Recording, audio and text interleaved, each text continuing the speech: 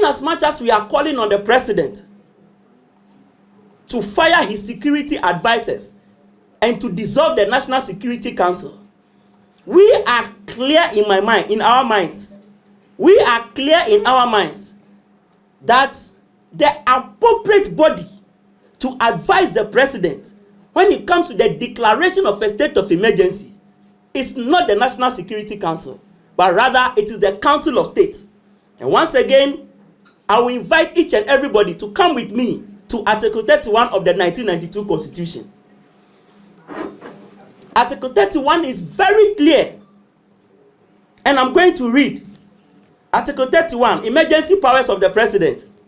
The president may, acting in accordance with the advice of the Council of State, by proclamation published in the Gazette, declare that a state of emergency exists in Ghana or in any part of Ghana for the purposes of the provisions of this Constitution.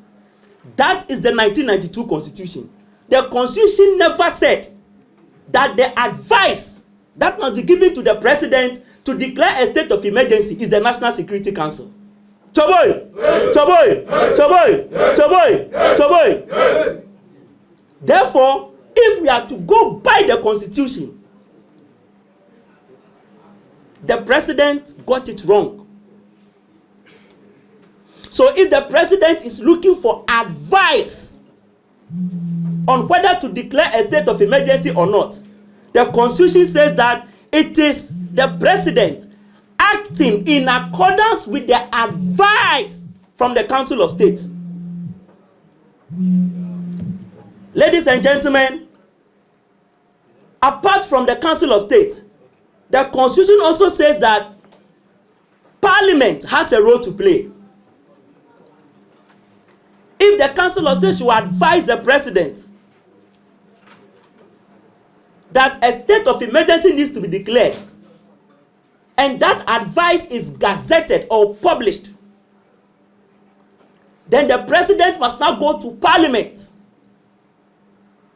to seek from the people's representative the mandate to declare a state of emergency. So once again, if we are going to talk about the declaration of a state of emergency, the National Security Council does not come in again. It is the president himself acting on the advice of the Council of State and then going to Parliament. This is what the 1992 Constitution says. And Article 31 is very clear.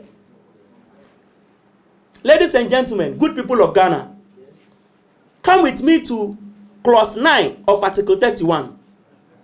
The Constitution is very clear once again.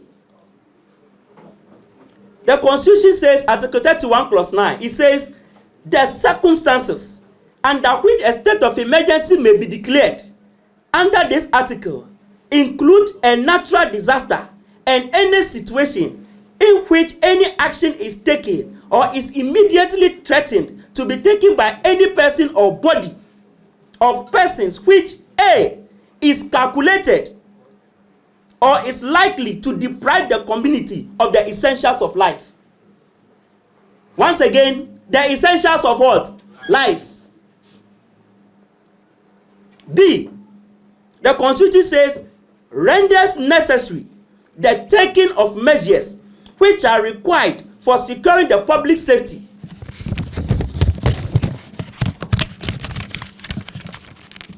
the defense of Ghana, and the maintenance of public order and of supplies and services essential to the life of the community. Ladies and gentlemen, the question we are asking is, what are these essentials of life that the Constitution is talking about? Is water not an essential of life? Yes. Is water not an essential of life? Is food not an essential of life? Is food not an essential of life?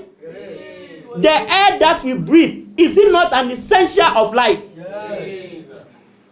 When it comes to procreation, giving birth, that will give rise to the next generation, is it not an essential of life? So if drinking water is being threatened as we speak. If the food we eat is now full of high amounts of poisons, mercury, cyanide, arsenic, lead, is it not an essential of life?